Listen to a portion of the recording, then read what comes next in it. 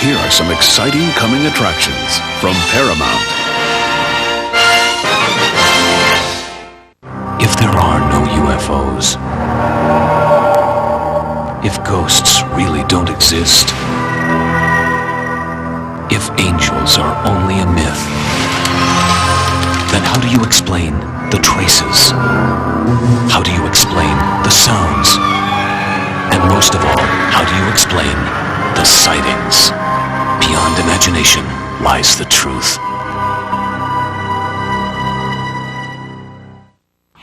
Now you can take home 3 specially compiled editions of Sightings, available only on home video. The UFO Report, the Ghost Report, and the Psychic Experience are just $14.95 each from Paramount Home Video.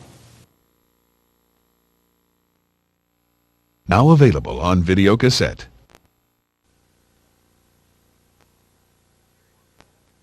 Sirius 4, you are cleared for deorbit.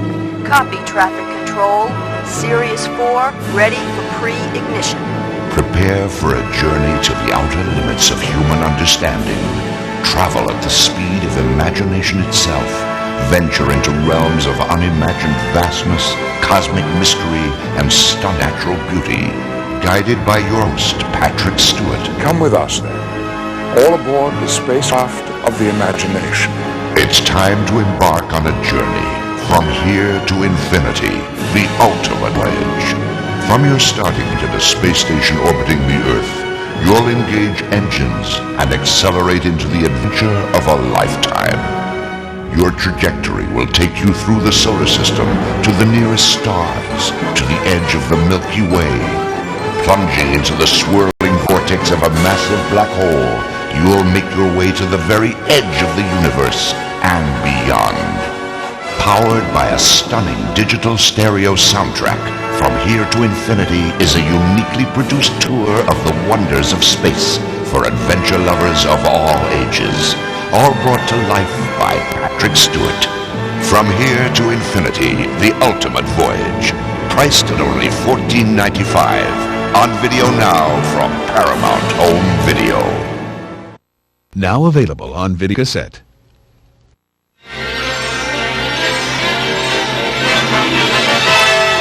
And now we're pleased to bring you our feature presentation.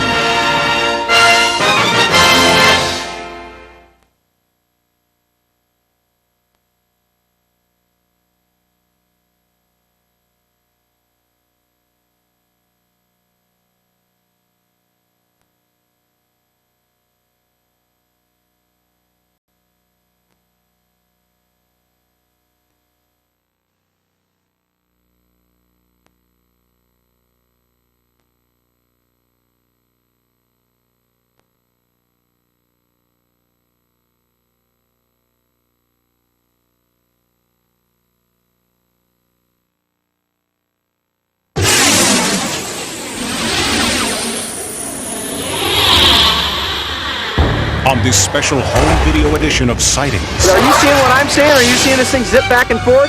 They're out there, and sightings are on the rise. Just like it was sliding through the sky, and it tilted like it was looking down at us. It was a bright light that dimmed down to a white speck. Ordinary people, astronauts, cosmonauts, even former presidents have all seen extraordinary craft doing extraordinary things. I happened to glance out one time, and there against the black sky was a white object at about a 45-degree angle. From the historic crash in Roswell, New Mexico, to unprecedented mass sightings going on right now in the skies over Mexico City, the evidence is mounting. We are not alone. My Uncle Ted was standing more over here, kind of leaned over like this, and we're talking to this creature. Are certain people being targeted for terrifying encounters with alien civilizations? Are rumors of bizarre crossbreeding experiments true? I remember being on a table with my head turned away, not wanting to look at this creature. Does the government know more than they're willing to tell us? Our government has flat out lied to us for 40 years or more. Terror, wonder, conspiracy, transformation. They're all part of the UFO experience. Hello, I'm Tim White. Are UFOs real? You'll find out in this special report from Sightings.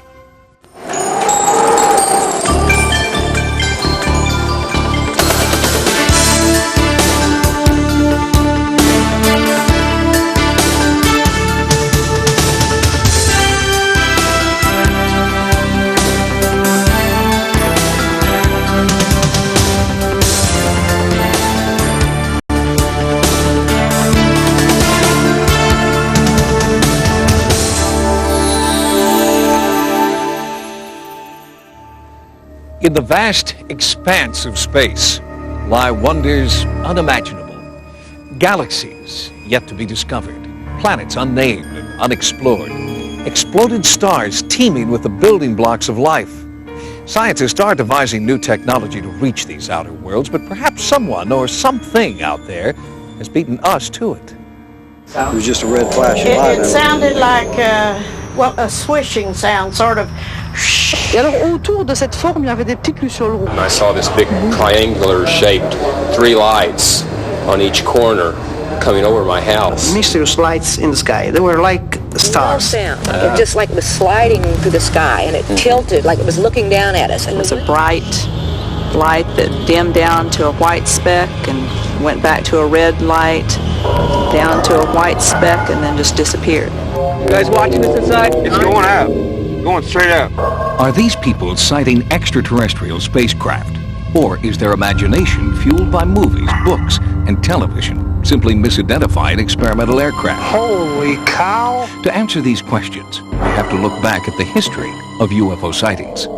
Cave art in Australia and the western United States, painted at least 5,000 years ago by prehistoric civilizations, seems to resemble modern descriptions of creatures from outer space. Halfway around the world, a 13th century fresco inside a church in Yugoslavia includes a flying vehicle.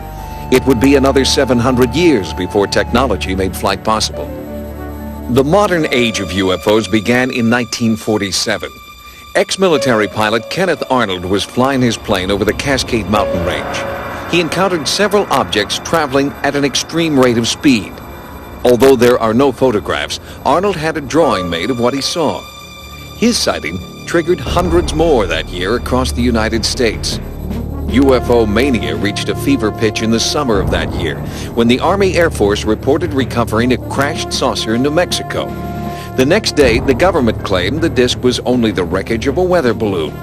Sightings of unexplained phenomena weren't limited to just the United States. Marina Popovich, a Soviet pilot with over 100 airspeed and endurance records to her credit, had her first UFO encounter in the mountains of southern Russia. My first contact with a UFO was a rather special experience. It was in the mountains, and I saw a sharp ray coming out of a huge sparkling ball. Even some of the men and women who have been in space have reported seeing things they can't explain. Gemini and Apollo astronaut James McDivitt had his own encounter in June of 1966. While in orbit above the Earth, an unidentified object outside the window caught his attention. I happened to glance out one time, and there against the black sky was a white object. Geometry of it was sort of like a beer can or a Coke can with a pencil sticking out one of the round edges at about a 45-degree angle. What was it? McDivitt did snap a few pictures, but after turning the film over to NASA, the film mysteriously disappeared. Was it a clerical error, or evidence of a government conspiracy to hide the truth about what's really out there? A 1990 Gallup poll showed that nearly 50% of Americans believe in the existence of UFOs. This despite the fact that most photographs and film footage of the actual sightings are not very good. The images are scratched, out of focus, or the camera's just too far away to see things clearly. But with the advent of the home video camera, more and more people have captured unexplained phenomena on tape. This home video was shot over Las Vegas in early 1991. It shows 3 objects floating and diving in front of the mountains. This is a spectacular maneuver. As you say, it goes in front of the mountain, so it has the mountain as a backdrop, which gives you a fairly good idea of its distance. July 2nd, 1947, Roswell, New Mexico, the time and place of the most significant event in UFO history. Something crashed on a remote sheep ranch and was confiscated by the military. But what crashed remains a mystery, fiercely debated for more than 50 years.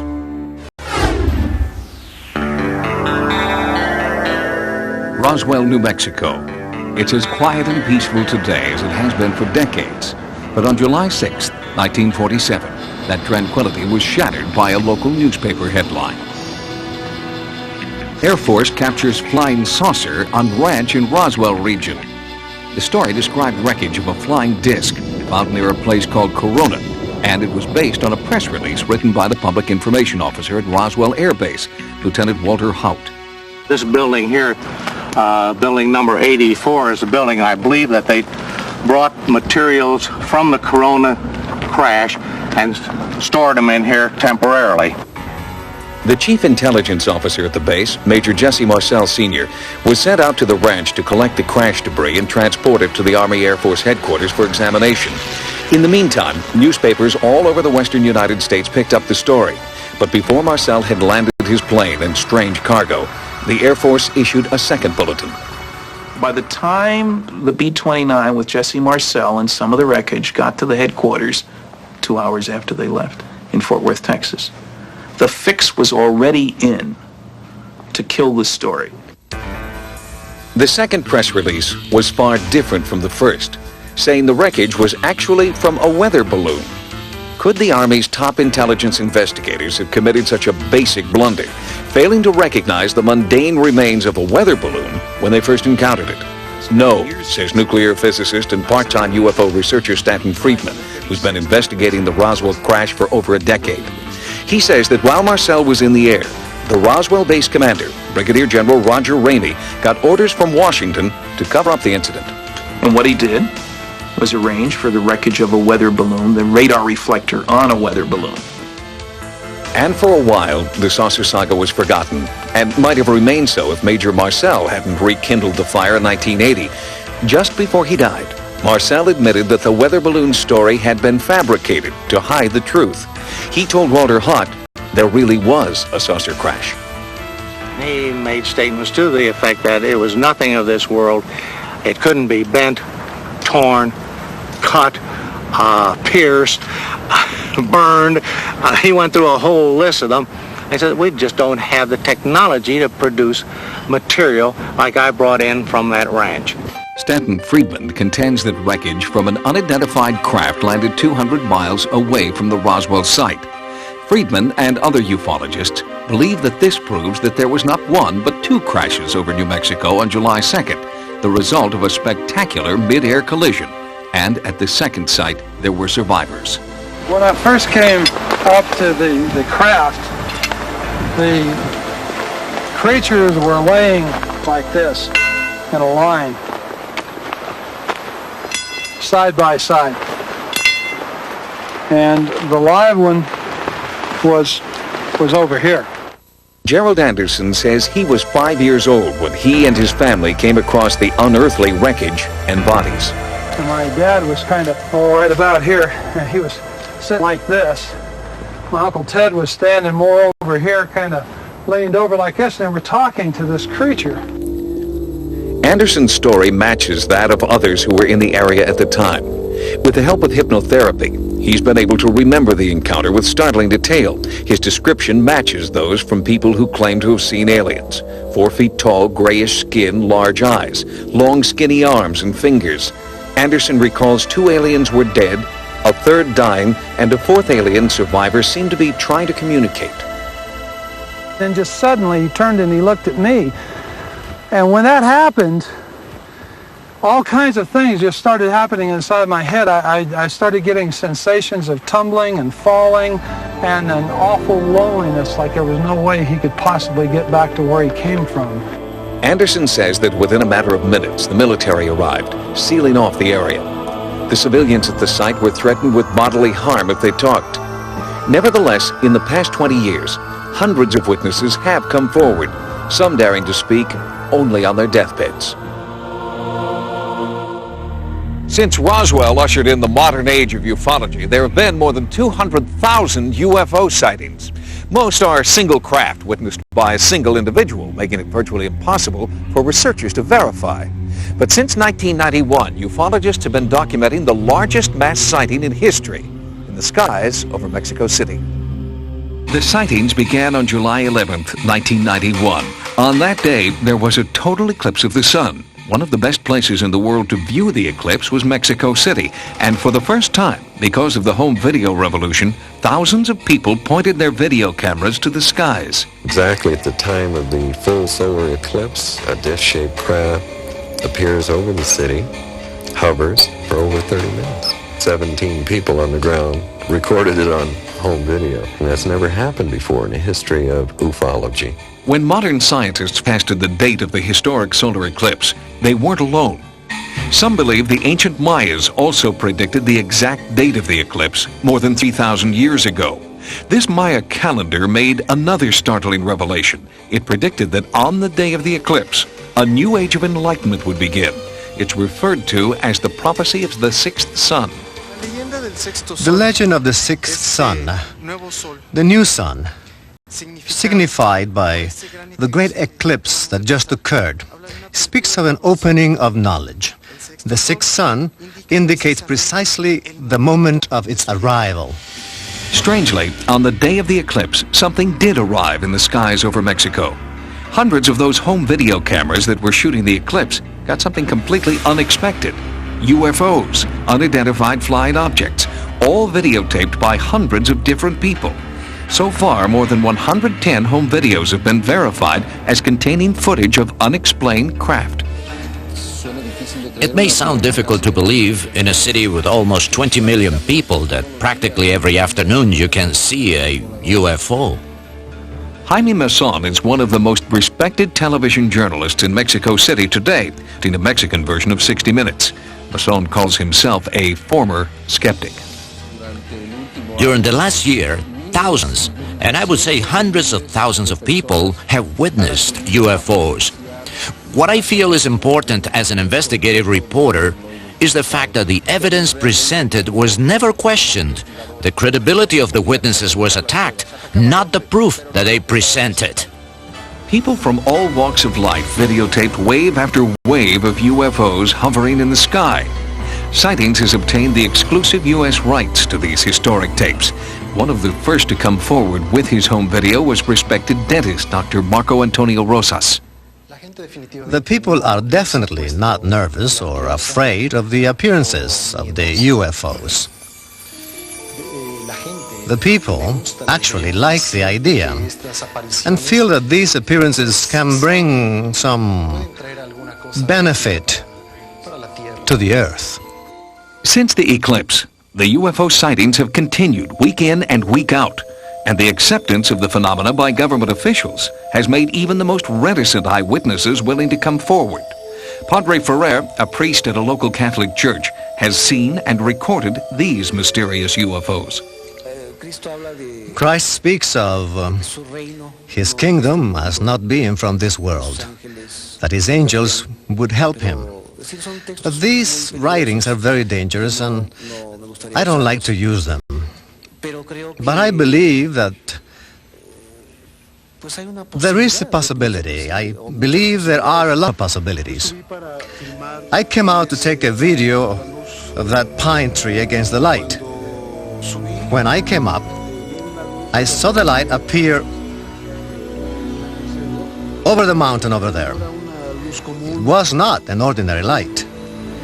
It was blue and very intense. I've never been afraid of something like this. On the contrary, what I've been able to observe has been wonderful. Once a philosopher said, if God is outside of the truth, I'll stay with the truth. So I feel there is no contradiction. Unlike the U.S., where UFO controversy most often takes place outside the media mainstream, the Mexico mass sightings are discussed openly on national television. Not everyone agrees the UFOs are extraterrestrial craft. But in Mexico, healthy debate on the true origin of these UFOs is encouraged. So, to rule out the possibility that these UFOs are conventional aircraft or an organized hoax, we had our videotape footage analyzed by David Froning, retired chief scientist at a major aerospace firm. As far as the pictures of in-flight videos, it's about as good as I've seen. They demonstrate a field propulsion and technology that's far beyond anything that I'm aware of that we have today. Most scientists look at these things as not that these are phenomena that violate known physical laws. It's just that they're phenomena that our known laws cannot explain right now. If these craft do defy the laws of physics as we know them, could they be alien spacecraft? Do they portend a visitation from an enlightened civilization, as some believe? The sightings continue to this day, and there is a growing grassroots movement working in Mexico to find out what or who is patrolling their skies. UFO experts who conduct serious research have a whole vocabulary to describe their formative science. One term you may not be familiar with is flap. A flap occurs when UFOs appear in waves over a specific area, as in Mexico City. The appearance of a flap has sinister overtones for ufologists. All around the globe, there are certain places that seem to act as natural UFO magnets. These areas are attracting flaps, or waves of UFOs, that may last for years. There are hotspots in Russia, Europe, and in South America, the heavily populated city of Sao Paulo has had hundreds of sightings by thousands of people. These flaps have prompted researchers to try to find a common pattern or motive. Anybody who studies this soon becomes almost desperate to understand a pattern or to impose some purpose on the phenomenon. In the United States, sightings are widespread and occur almost nightly. America's #1 spot is Gulf Breeze, Florida. Ralph Fuller's sighting in 1988 was among thousands of others, but Ralph was the first to capture a UFO on tape. I don't know what that is out there over the Gulf, but we just had a real bright light. I think it might be a flying saucer. They seem to spawn one another. The two went to 3 and 4, and ultimately, over a matter of maybe a couple of minutes' time, there were 10 of these lights out over the Gulf, and they seemed to be in some semblance of a formation, but still in all, there was no movement whatsoever, no noise, no sound, nothing of that sort. You see nothing but the Gulf of Mexico. The nearest point of land would be the Yucatan Peninsula, and there were no boats or anything of that type in the area either.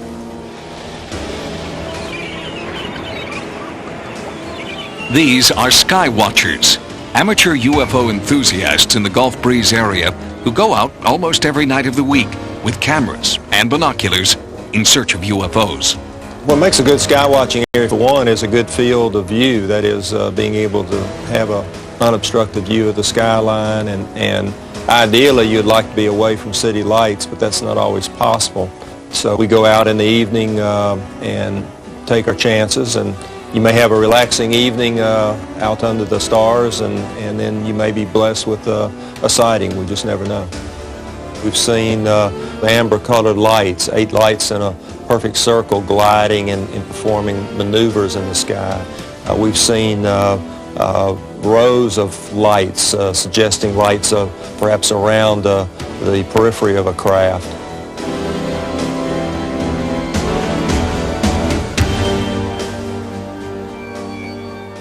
There are UFO hotspots all over the country. Gulf Breeze, certainly, but also here in New York State near a little town called Pine Bush. And the hotspots here near Pine Bush, according to one scientist, have a very special meaning. Bruce Cornett is a geologist who lives near Pine Bush, New York. After numerous significant sightings of UFOs near his home, he began studying the area with an electromagnetometer. What I found is that these magnetic anomalies are in specific patterns.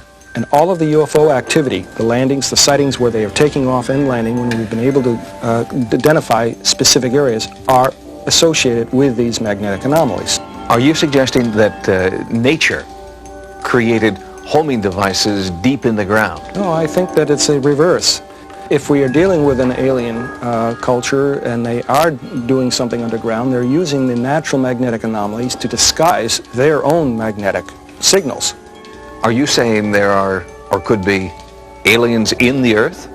I'm not saying it's certain. It is definitely possible, based on what I've seen. Do you realize how that sounds? I don't like the idea just simply because it is so outrageous. Then I would have to also add some of the photographic data that I have that shows, at least in one particular case, a UFO going up at a 7-degree dive right down into the ground, what appears to be. One of the most well-documented sightings in history occurred in Pine Bush on August 6, 1992. We think in excess of 1,000 people may have seen 2, 3 ships or 4 ships where I took video, and all the police departments across the whole lower New York State area was simply inundated with just hundreds and hundreds of calls. We looked over top of the trees, and there was this object there out of nowhere, this great big object. It was about 300 foot wide, the size of a football field hanging over your head, and about 300 foot off the ground. We looked at our clocks, and we had 3 battery running clocks, 2 in the kitchen and 1 in the living room. And for some strange reason, all 3 clocks were stopped at the same time. Just about everyone in Pine Bush has seen a UFO. In his barbershop, Butch Hunt hears a lot of stories from eyewitnesses about strange alien encounters. About 60% of the people around here, I think, have seen something. And some talk about it and some don't. They're just afraid to talk about it. Afraid of ridicule and intimidation. The one that we saw was over at Red Mills Bridge. And there were 6 of us in the car. But it just so nice, it just glided right over the trees. And we just got out and stood there, just gawked at it, and nobody said a word. But the whole episode was probably 30 seconds. But it was huge. It was bigger than the bridge. UFOs are cited by all kinds of people, including the most credible professionals that you can find. In addition, when we have multiple witnesses who all tell the same story, then we can say, well, that's probably a pretty good report. If we have enough detail in a given report that we can rule out all of the normal explanations, it's not the planet Venus, it's not the aurora borealis or a meteor, it's not an aircraft that we can name, then we are talking something fairly credible. If these mysterious craft are being piloted by an alien civilization, what is their mission? Why Earth? And why now? There are growing numbers of people, now in the thousands, who believe that they've been abducted, manipulated, and then released by aliens. It sounds ridiculous until you hear their stories. I looked up in my rearview mirror and lights were coming down out of the sky. I walked out to the edge of the water and I noticed this huge shining thing. I was so terrified looking into these big black eyes and these little creatures. I was thinking I could just raise my fist and crush his head. And exactly at that moment, I became paralyzed. The visions often come during sleep. Nightmares about being abducted, probed, and prodded by aliens who have sinister motives. Hundreds of people have come forward to talk about their disturbing experiences and admit that they think their nightmares are real. Experts believe that there are thousands, perhaps even millions more just like them, who are too afraid to talk. We have hundreds and thousands of people who are coming forward and saying that the abduction phenomenon has happened to them, that they've experienced it, and basically they say the same thing as everybody else has said, and until recently, there was no possibility that they could have picked up these stories in the media. Since she was a baby, commercial photographer Kim Carlsberg has been plagued by memories of abduction. At 4:30 in the morning, I saw this image of these 4 beings just move through this wall. They just, like it wasn't there. And they came over to me, 2 at my feet, 2 at my head, and they started to lift me up to the ceiling. Bud Hopkins has been researching alien abduction reports for 26 years and is a firm believer. I'm the first to admit that all this sounds outrageous. It all sounds just crazy, and yet the evidence is there behind it. These particular problems could adequately be explained by the condition narcolepsy. This is a disorder characterized by hypnagogic hallucinations, that's hallucinations that occur at sleep onset, which can be very vivid and include the feeling of other people being present in the room or a sensation of levitation. Patients will actually describe saying that they are looking down onto their body. I have 2 people that I've never met describing this exact same examination of their head being opened up, something being done to their brain, and being put back together again. They opened my back. I knew my back was open because I could feel. It was almost as though a slit had been drawn down my back and across to the side, and they had opened a flap of of flesh and tissue. Whether the reports come from adults or children, men or women, most of them follow similar patterns. There's a bright light that shines in the room. The abductee sees it. They hear a noise outside. They're not interested in your mate, they're interested in you. So what they do is they render the person that you're with unconscious. She goes up a beam of light with the alien into a hovering craft. If anyone goes into the room at that point, there's no one in the room. She's not in bed. In other words, the person is literally missing. You find yourself on a table and these creatures around you with instruments, and you have no idea what they're doing, and they don't tell you. The focus of the entire enterprise seems to me to be unmistakably on reproductive issues. 90% of reported abductions involve descriptions of what experts call gray aliens, extraterrestrial creatures with oversized heads and dark almond-shaped protruding eyes. Less common are insect-like or reptilian creatures.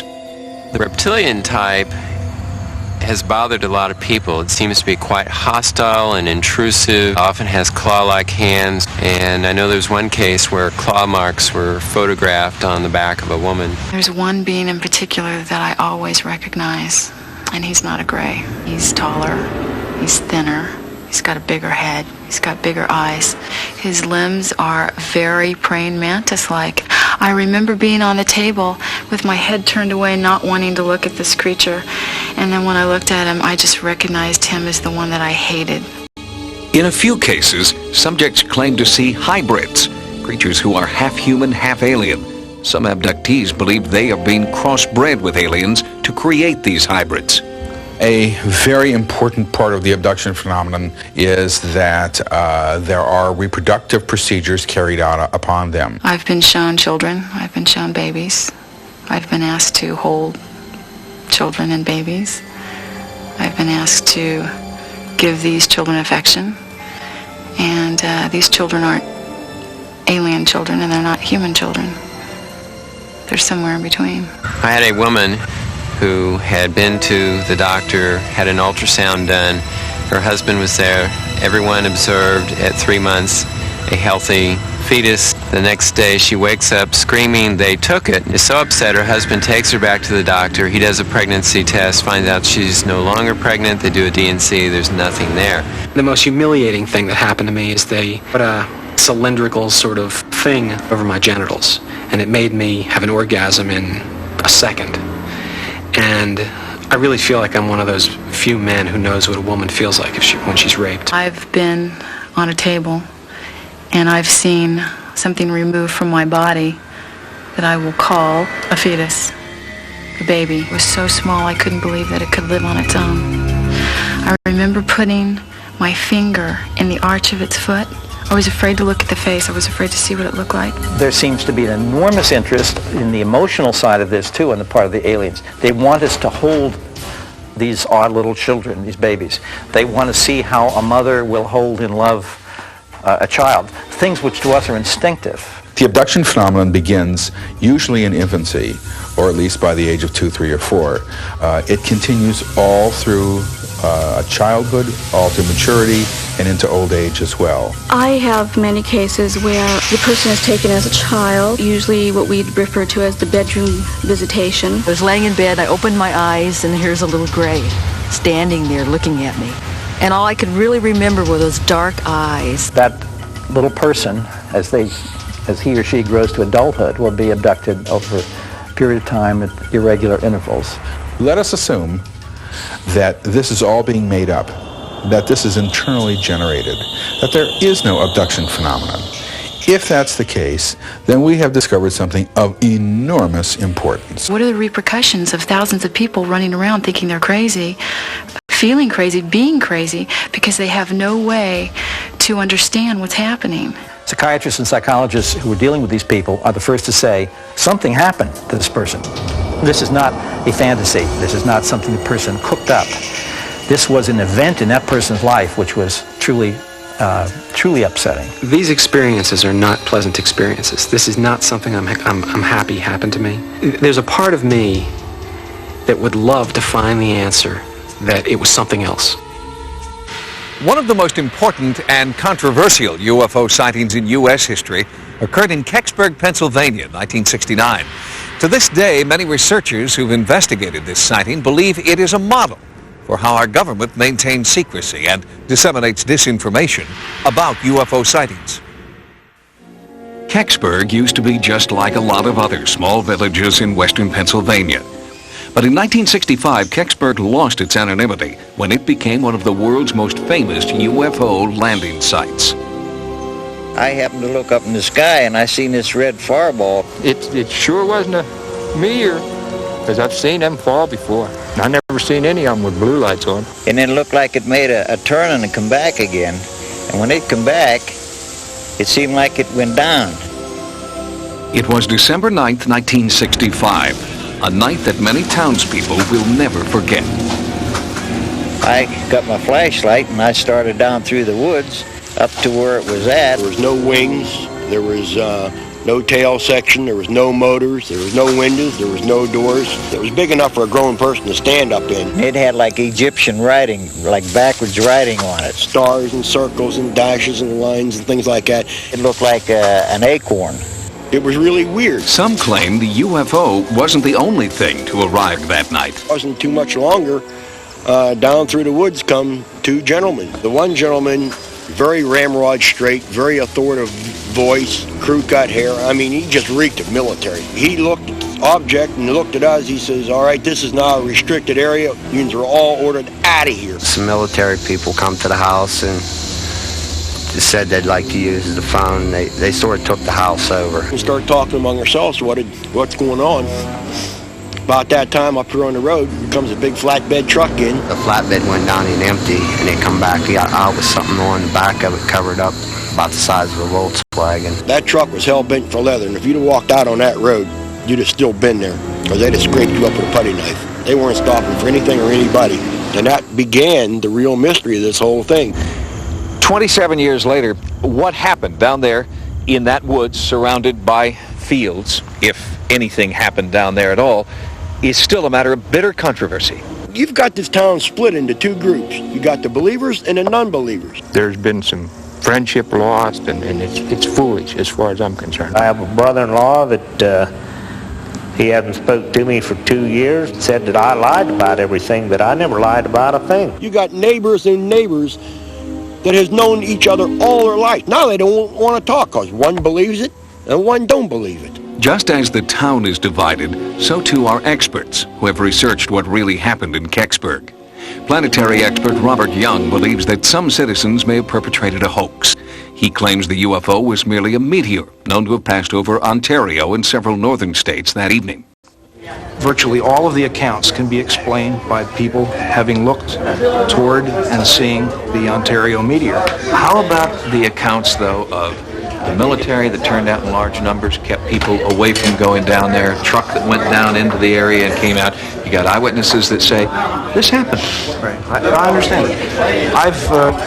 I have written, signed eyewitness accounts from 61 local people who say that there was nothing crashed here or was recovered. There was no military occupation. A lot of people probably think you're the government. Well, sure, yeah, but I'm not. I don't know how some people can say that nothing ever happened when there were so many people that saw things that night. Something had to happen.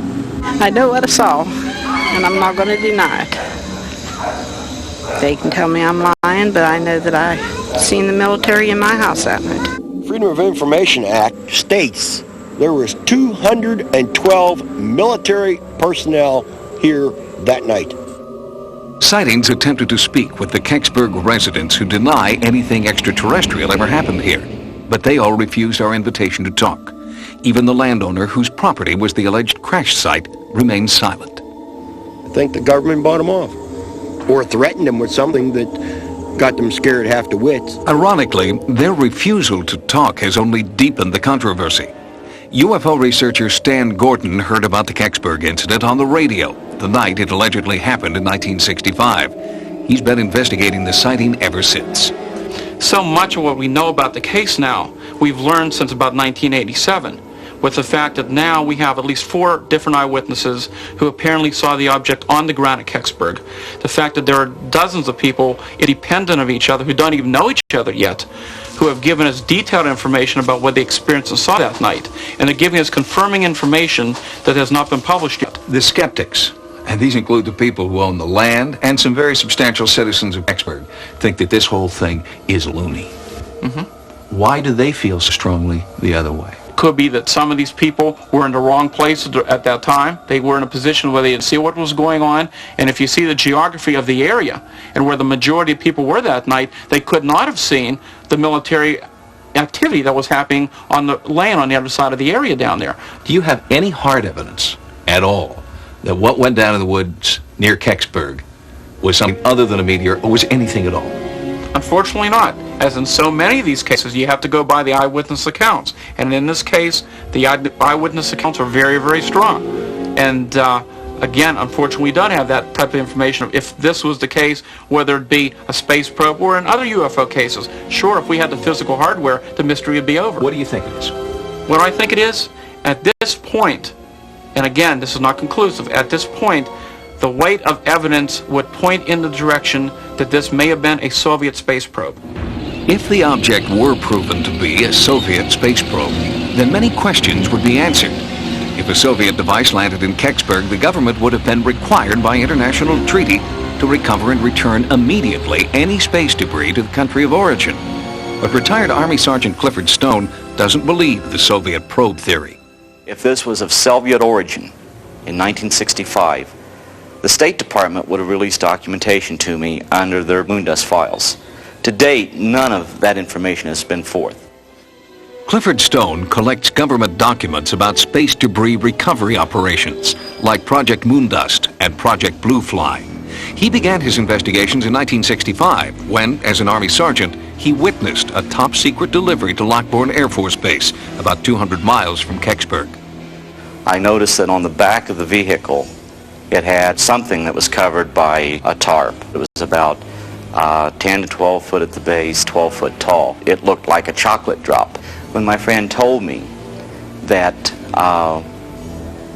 every question I ever had about UFOs was under that canvas, I was mystified. Since that time, Stone has repeatedly attempted to obtain information from the government regarding that object.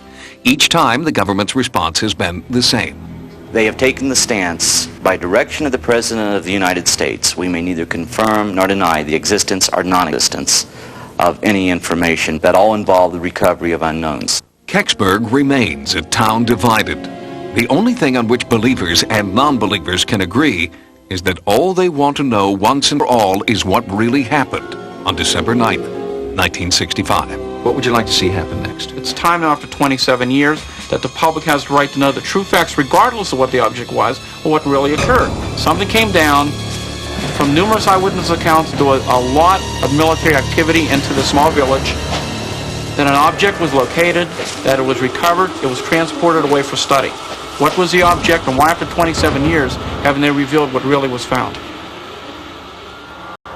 Until authenticated debris is collected and publicly displayed, the validity of the UFO phenomenon rests entirely with the credibility of its eyewitnesses. Ufologists know this and have spent many years collecting sightings reports from the most credible eyewitnesses of all, military pilots. Unfortunately, these pilot reports remain unconfirmed because military personnel in this country refuse to talk on the record.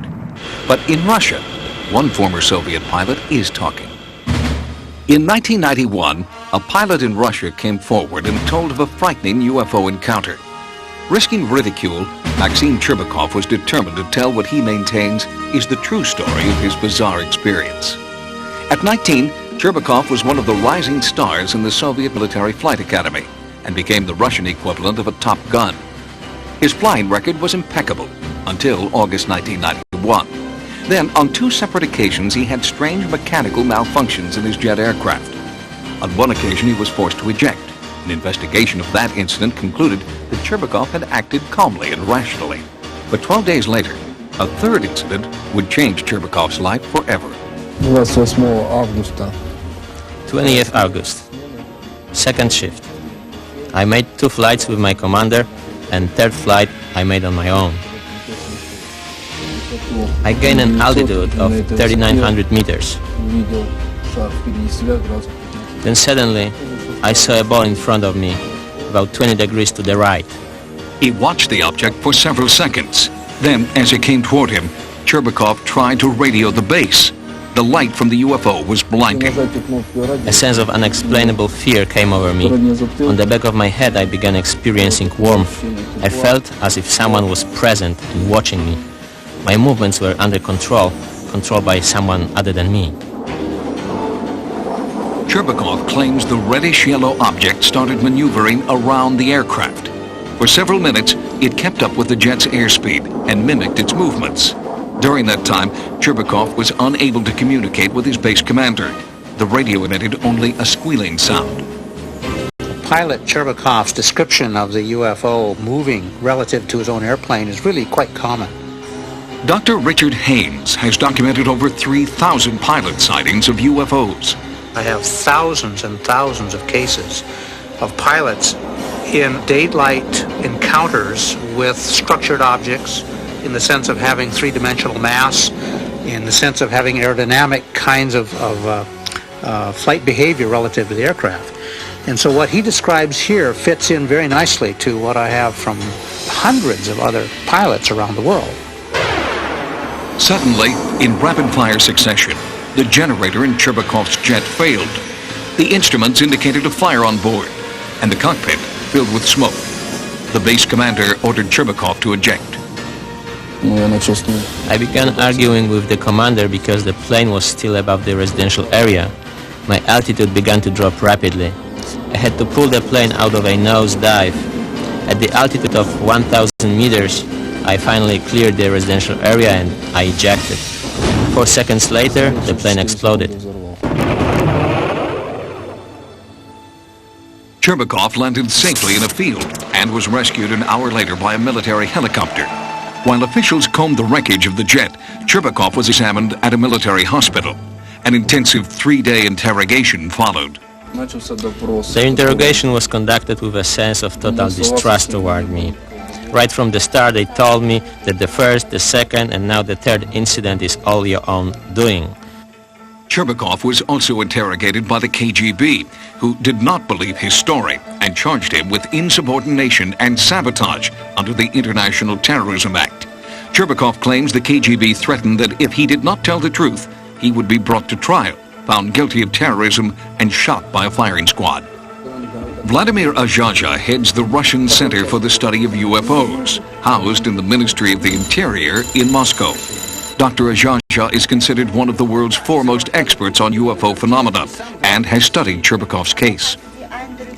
We concluded that Maxim has a normal, healthy psyche and is not inclined to fantasies. Retired Major General Albert Stubblebine is a former commanding general of U.S. Army intelligence. He witnessed and documented a hypnosis session conducted with Cherbakov by an American psychiatrist. As she was taking him into the trance, he changed from this terrorized, fear-ridden kid into a pilot, sitting in the cockpit, sitting in the seat, sitting with the controls, relating what was going on. There was a change in the individual. Anybody can fabricate. The question is, was he fabricating? And he struck me as a person who, in that situation, was not fabricating. Whatever it was that he was saying, he truly believed had happened to him. Maxim really believed he had not done anything wrong, in fact had done the right thing, and desperately wanted this sorted out. Although affidavits to that effect were presented at his court-martial hearing, the court still blamed Cherbakov for the destruction of his aircraft. But the military prosecutor admits that some of the evidence of Cherbakov's innocence was very convincing. From the beginning, I had doubts about the truthfulness of Cherbakov's statement. But after questioning his mother, his comrades, and his superiors, I became convinced that Cherbakov had an encounter with a UFO. In January 1992, the case against Maxim Cherbakov was dropped. But despite this vindication, he was not welcomed back into the military. There is no training for pilots to deal with such encounters. The older pilots told me that a lot of encounters happen, but they don't speak about them. I feel that I'm missing something from my soul that I want very much. My love for the planes and flying has remained and will continue to remain. Did Maxim Cherbakov see a UFO? We may never know the answer, but one thing is clear. Maxim Cherbakov ejected only after he saw that his jet would avoid populated areas below. Many in Russia suggested that Cherbakov should be awarded a medal for heroism. The United States Air Force admits that between 1952 and 1969 they conducted a study, codenamed Project Blue Book. Its purpose was to determine if UFOs posed a real threat to the American people. Project Blue Book concluded they did not, and since 1969, the Pentagon has denied participating in any other UFO study. But ufologists believe this is a lie. They point to evidence of a monumental conspiracy designed to hide what the government knows and when it knew it. Our government has flat out lied to us for 40 years or more. They've threatened people and intimidated people. They've spied on UFO groups, infiltrated UFO groups, spied on researchers, compiled dossiers. Their response is bordered on paranoia. In 1988, reporter George Knapp of Las Vegas CBS television station KLAS began investigating the U.S. government's involvement with UFOs. He says he's found evidence proving a massive cover-up that began in 1947 and continues to this day. The CIA says that it does not collect information on UFOs, and it hasn't since the 50s. There are reams of documents squeezed out of the CIA that indicate that they have on staff CIA UFO experts, agency personnel monitoring the situation on an ongoing basis. The FBI denied having any documents on UFOs in the 1970s, the early 1970s. 3 years later, they released 1,700 pages of information on UFOs, documents that they had. They lie. But for UFO researchers, there is one persistent problem with those hundreds of released pages. Most, like this 1958 UFO memo to President Eisenhower, have been highly censored, essentially making them unreadable. Even this National Security Agency document explaining why UFO data should remain secret is itself almost entirely blacked out. Ironically, the official position of the U.S. government is that UFOs are not a threat to national security. Yet the agencies involved claim the censored information is vital to national security. From 1947 to 1969, the Air Force conducted Project Blue Book. Staffed with just 3 people, it studied 12,000 UFO sightings. All but 701 were explained to the military's satisfaction. And the group that remained unexplained? It does not contain any pattern of purpose or of consistency that we can relate to any conceivable threat to the United States. The Air Force closed Blue Book in 1969, but project critics weren't satisfied. The first person to head it up, Captain Edward J. Rappelt, quit in disgust, wrote his own book, and declared that there was something to UFOs, and the Project Blue Book was nothing more than a whitewash. Other government officials, including a senator and 2 former presidents, have tried unsuccessfully to shed some light on the UFO phenomenon. Arizona Senator Barry Goldwater, President Gerald Ford, and President Jimmy Carter, who actually saw a UFO himself and filed a formal report, have all sought to have top-secret UFO information released to the public. All requests for that information were denied. Cover-up allegations aren't limited to the United States government either. Author Timothy Good claims that governments around the world are keeping UFO information top secret. And in his book, Above Top Secret, he claims only an elite few have access to that information. Because so little of the research is made known to top ministers. One country is bucking that trend. Belgium has acknowledged tracking unidentified, seemingly intelligently controlled craft in its airspace.